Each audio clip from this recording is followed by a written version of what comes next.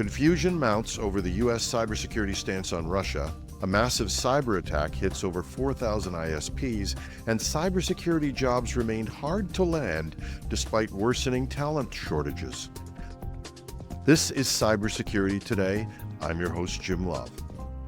Recent efforts have sparked confusion regarding the United States cybersecurity posture towards Russia, with conflicting accounts about changes in policy and operational directives. On February 28, 2025, The Guardian reported that the Trump administration appeared to be downplaying the cybersecurity threat posed by Russia, citing incidents that suggested deprioritization of the Russian cybersecurity threats. Subsequently, on March 2, 2025, CNN reported that the U.S. had suspended offensive cyber operations against Russia, according to a senior U.S. official.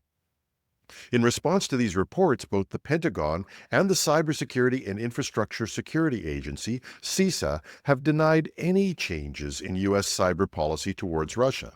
A senior defense official stated that Pete Hegseth neither canceled nor delayed any cyber operations directed against malicious Russian targets.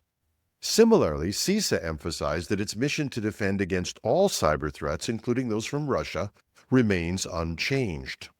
The alleged policy shifts have elicited strong reactions from political figures.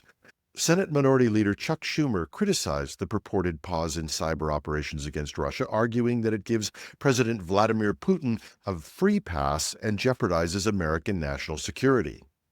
The current situation is marked by conflicting reports and official statements leading to uncertainty about the U.S. cybersecurity strategy concerning Russia.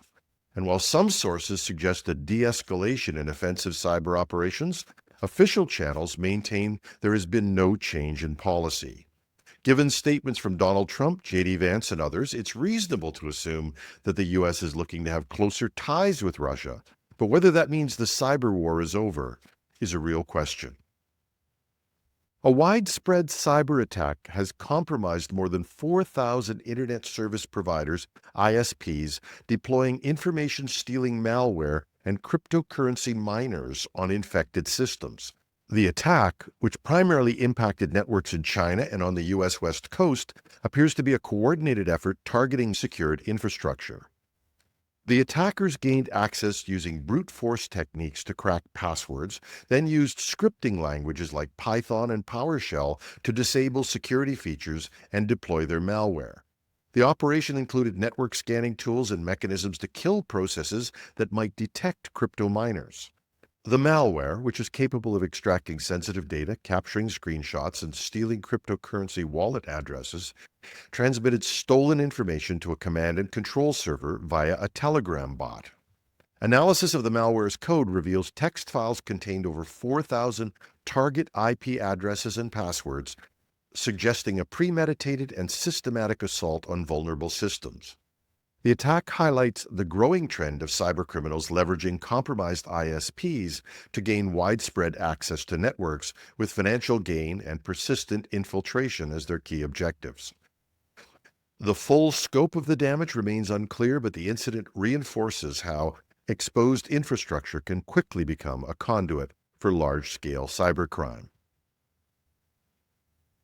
And finally, the cybersecurity industry faces an ongoing talent crisis with an estimated 3.5 million unfilled roles worldwide. Yet, job seekers continue to struggle to land new jobs, highlighting a growing disconnect between hiring practices and industry needs. One major barrier is employers' preference for candidates with extensive experience, leaving entry-level professionals locked out. Many positions require 5 or more years of hands-on work, even for roles that could be filled by skilled newcomers. At the same time, companies frequently demand a laundry list of certifications and specialized skills, despite the reality that cybersecurity threats evolve faster than most training programs. And increasingly, the skills required are extending beyond the technical and requiring understanding of legal structures and frameworks around the world. The result is a cybersecurity workforce gap that continues to widen. A recent study from the International Information System Security Certification Consortium, the ISC2, found that while demand for cybersecurity talent is at an all-time high, many organizations lack the budgets or flexibility to train the new hires if they can get them. This means they're less likely to hire new recruits who might require some training, but not yet experienced enough to operate in the real world. So instead of broadening hiring pipelines, some firms are simply overloading their existing teams, leading to burnout and increased security risks. For businesses, this talent gap means continued struggles in securing networks, preventing breaches, and responding to emerging threats. Addressing the issue requires a shift in hiring strategies, offering on-the-job training, easing rigid experience requirements, and tapping into non-traditional talent pools. For job seekers, upskilling through hands-on labs, open source contributions, and targeted certifications may be the best way to stand out in an increasingly competitive field. And I don't know about you listeners, but in unguarded moments between friends, I hear the same stories of pressure, burnout, and often looking for a way out from cybersecurity professionals that I know. So even if we miraculously find that AI takes some of the pressure off on the lower level jobs, we still have a crisis in the mid to senior ranks of cybersecurity. That's our show for today. It's great to be back in the news chair. I'm your host, Jim Love. Thanks for listening.